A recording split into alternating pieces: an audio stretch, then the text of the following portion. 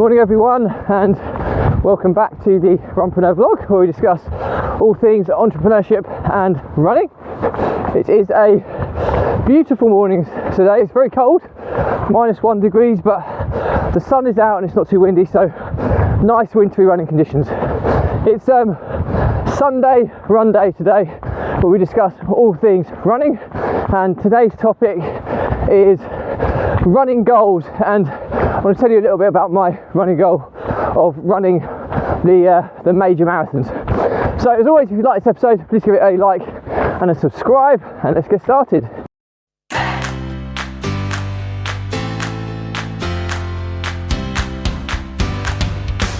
So, running goals. Well, one of my running goals I'm fulfilling today. I've got my two boys with me today, Leo on my left. Hi. And James on my right. And I'm trying to get them more active, doing more exercise, but in a fun way. So I'm trying to think of ways to keep them coming out, keep them fit and healthy, and stay as active as possible. It's quite difficult in lockdown to do that when all their normal sports clubs have cancelled. So it's always cool when they come out with me. It makes my runs far more enjoyable. So today's topic is running goals. I've done a few episodes on goals, and this one is specifically a goal that I set a long time ago when I first found, I don't know if the love is the right word for marathon running. I just found it the pinnacle distance, really, pure and simply because it pushes you to your absolute limits. Now it's crazy because I've done a lot of ultra marathons as well, and ultras are bizarrely easier because you just don't have the same time pressure.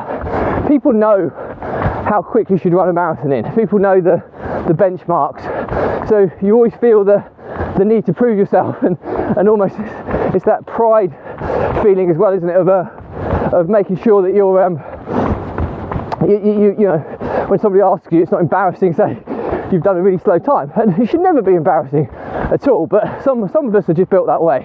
You know, at the end of the day, anybody who gets out and runs, and anybody who's run a marathon, is an absolute hero in my books. So marathons are kind of that pinnacle. It's kind of got the balance between competitiveness and endurance challenge. I love ultras and I'll continue to do them as well, but you often find with ultras you kind of walk up hills and stuff like that because obviously it's so demanding physically, but because there's no generally time constraint, you can often take it easier. The objective is to get round. Marathons, it's often the time. So running goals are massive to me because it's heavily linked with my fundraising targets. You know, I've talked about wanting to raise £50,000 for charity. I'm about 23,000, I think. So I'm on my way there. I think running the majors is quite a recognised feat, and there's very few people who have actually done it. I looked into this a few years back actually, and there was 2,500 people had successfully run all the marathon majors. If you're not aware of them, they're obviously London is a major, New York, Chicago, Boston, Tokyo and Berlin are the 6 majors. I've only run London so far, although I have done it 3 times. So the next step will be Berlin. Just go in front of you, mate, because obviously it's a bit more local. But I'm not just going to run the majors. I also want to do them barefoot style. I've trained so hard to learn to run in barefoot, so it kind of makes it a little bit more of a challenge, really. Just get past these people, guys.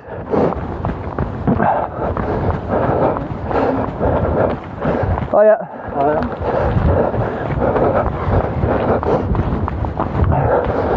You alright, guys? So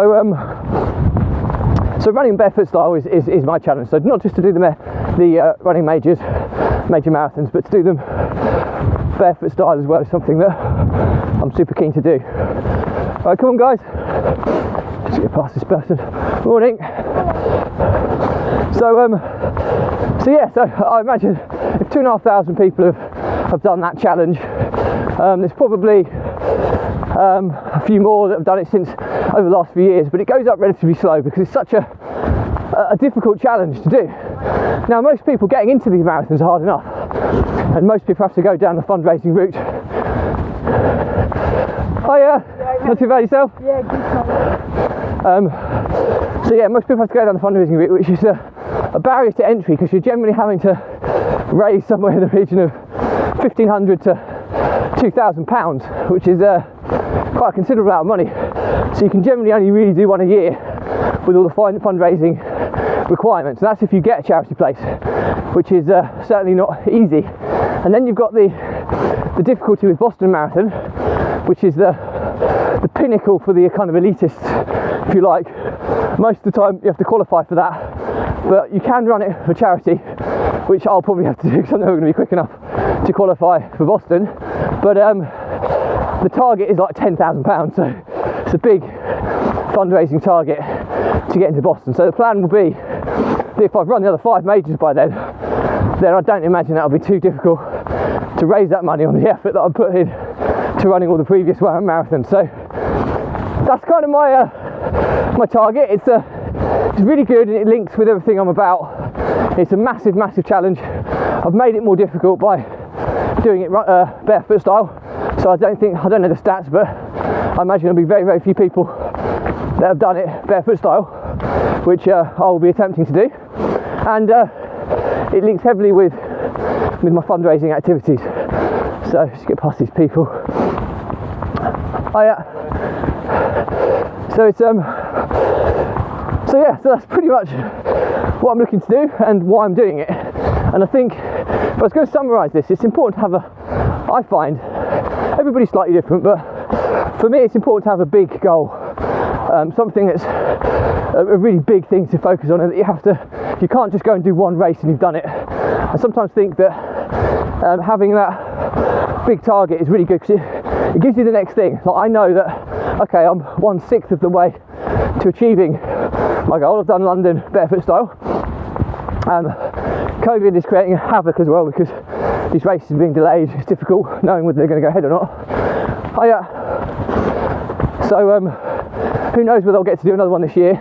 I'm definitely doing London again, because my place in the virtual London Marathon back in October also qualifies me for a place in the actual one that's happening in October this year. So I'll definitely be doing London again this year, but I was hoping to perhaps do another, but it's highly likely it's probably not going to kick off until 2022 before I start travelling around again and doing the races further afield. But yeah, the message here is have a bigger challenge, and then you can just chip away at it, but it keeps you going to the next stage. And the reason that's important is those of you that have ever done a marathon will know what you kind of get a runner's depression once you finish a marathon. I mean, it's a massive achievement, hugely emotional achievement. But then, because you've built yourself up to this one massive event and you've fulfilled it, you then feel empty afterwards, because you've got nothing next to aim for. Having a bigger target, like it's the 6 major marathons I need to run, it means that I've got the next one. And when I'm getting close to the end, I'll set another big target to ensure that I've got another target after I achieve this one. And I think it's having that next thing to strive for. And those of you that are probably similar age to me remember the Only Fools and Horses analogy of, they're chasing being a millionaire, and when they get it at the end, it's not all what it's cracked up to be. It's a perfect example that they find that the journey is far more enjoyable than the actual end result. And I think that's the same with running. If you set a big target and you accomplish it, if you haven't got another one to go for, you get this lull and this sense of emptiness. And it's a common issue with runners, and the easy solution is to have something, the next thing to aim for. For another coach of mine, Neil Marsh, he's training up to try and do the Western States over in America, and to qualify for that, to be able to apply, you've got to run 100-mile ultras. Here's a 100-mile ultra over in the Western States of the USA, but it's super challenging, because it's a lot of elevation, and it's supposed to be the pinnacle of ultra marathons. So he's working on that. So he's doing some really long stuff this year and building himself up to to trying to get into the Western States. So that's a long-term goal that you have to work towards, and but it keeps him motivated, keeps him going, keeps you eyeing the bigger prize. So hopefully there's some good lessons here. And if I was going to summarise, is it's always good to have goals in whatever you're doing, but in running, where it's particularly challenging in the winter months and it's easy just to say, oh, I can't be bothered today, having those big challenging goals are what keeps you going, keeps you accountable, it keeps you moving on to the next thing. The second thing to talk about is to ensure that you've got the next goal lined up. Maybe it's part of a bigger goal like running the major marathons, or maybe it's a next event even, but always have that next goal to kind of work for, to ensure that you've got that next thing to kind of aim for. So that's pretty much it for me today. Hope this has been useful. If you've got any questions on this stuff, drop me a comment, I'll respond to everyone. If it's a bigger topic, I'll still respond, but I'll do a separate vlog episode and tag you in.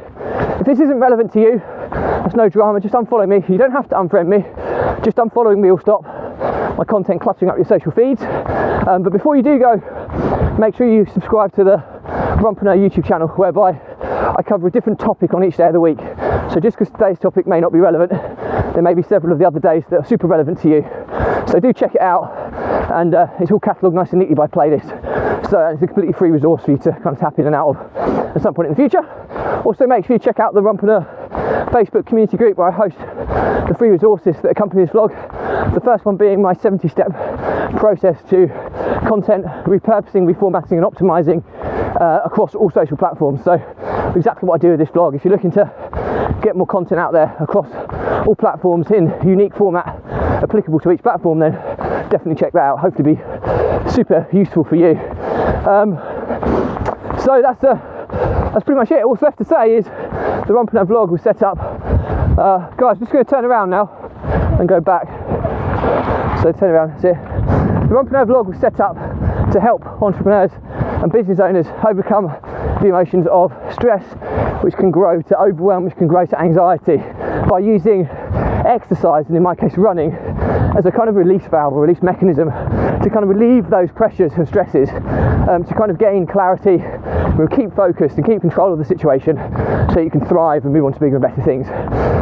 Every entrepreneur, business owner experiences these emotions, but if they don't have that release valve, the stress builds up like pressure and turns to overwhelm, turns to anxiety, and when it builds and builds and builds and builds and builds, and you haven't got a release valve, it's like pressure in a pipe and something breaks. And unfortunately, that's usually the entrepreneur has a breakdown or the business breaks down, and either or is often terminal to the likelihood of your business lasting the test of time. Now, I've been there. I've lost multiple businesses because of this. I've lost multiple business partners because of this, and I've almost been bankrupt because of this.